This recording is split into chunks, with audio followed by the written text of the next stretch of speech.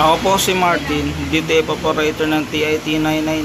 Nagamit ito ng 7 araw na may bilang na 105 meters. Ito naman po yung aming printer Rederia.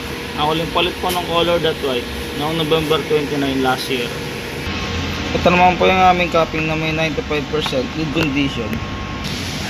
Red clean.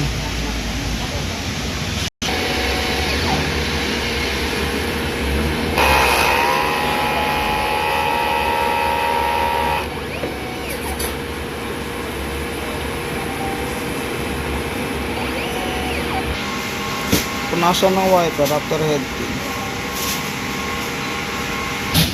Nozzle check. Ito po, buo naman po sila lahat.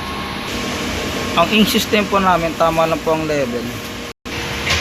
Ito pa yung aming waste tank, nilinis lang po ito ng Saturday.